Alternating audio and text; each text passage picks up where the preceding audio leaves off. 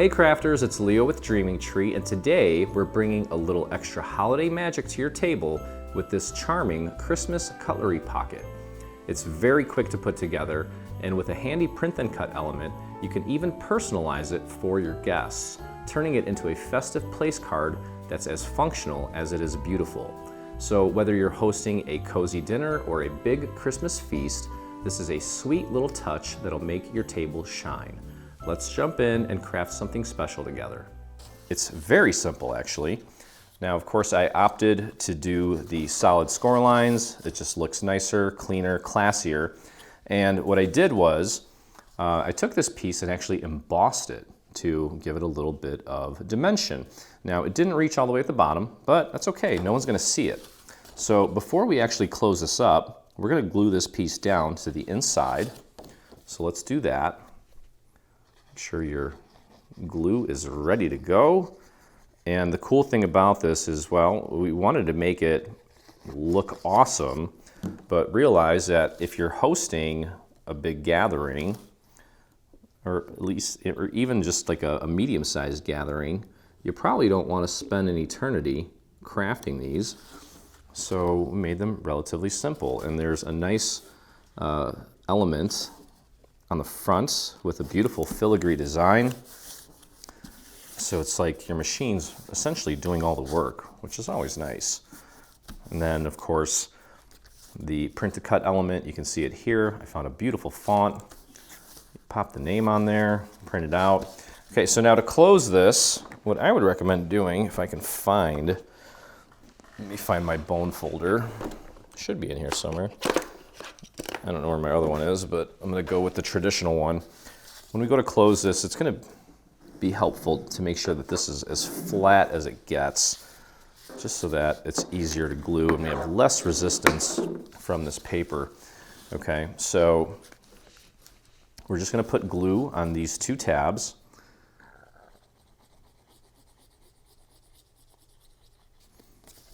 And try to get that glue all the way out to the very edges. I like to spread it with my finger. Actually got a text message from a customer asking me, how do you keep all the glue off your fingers? Well, I've got a little sponge under my desk, slightly damp, that I just rub it up against to clean it off. And then it's held in place with those binder clippers. I don't know, they're like paper clips, but the thick ones, the black ones with the two little handles. I screwed those in and then I just pop it open and it holds the sponge, and then every now and then I will replace it or clean it off, run it through the dishwasher. And that's how that works, okay? So there's your pocket, super simple. And now you'll notice that on the front of this, you have two little markers here, and that's just to help you with the positioning of this element here. Now, there's a lot going on here, right? We've got a lot of little details. So what I'm gonna suggest you do is your best, obviously. And if we need to, which we probably will, we're gonna go in and use our little painting method to get some of these little details to really kind of stay in place. I'm gonna work the perimeter as much as I can.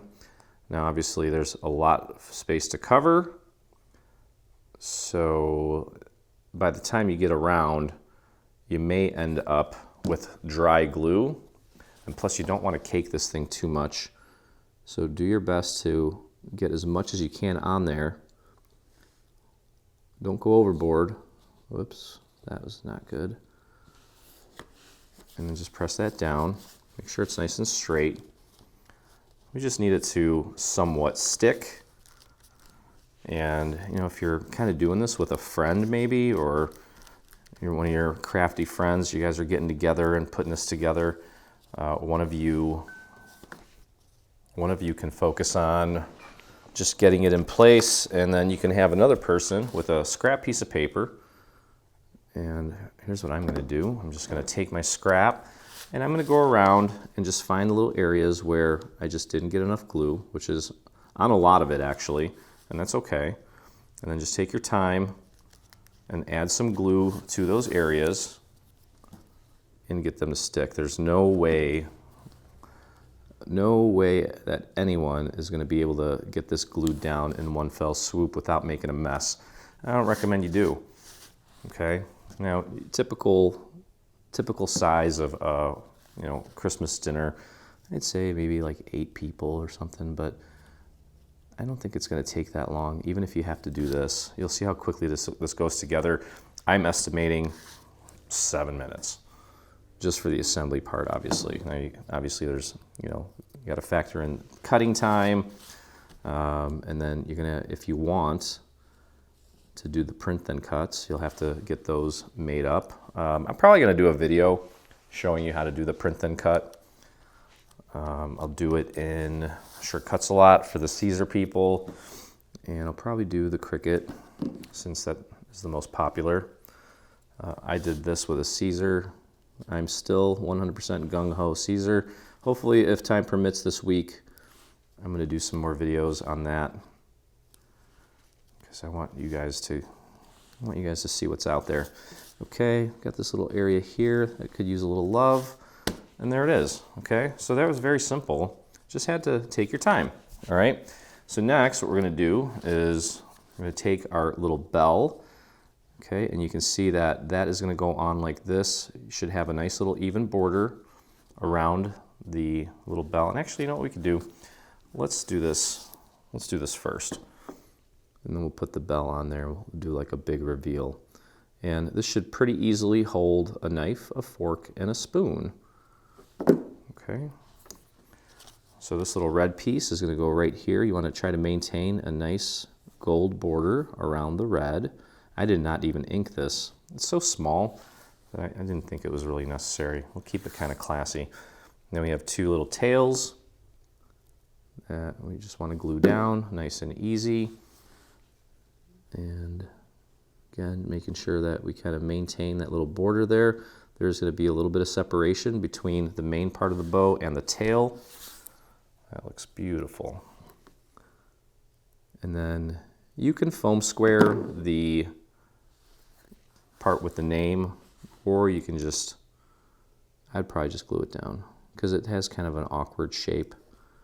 I don't know that I would want to foam square that.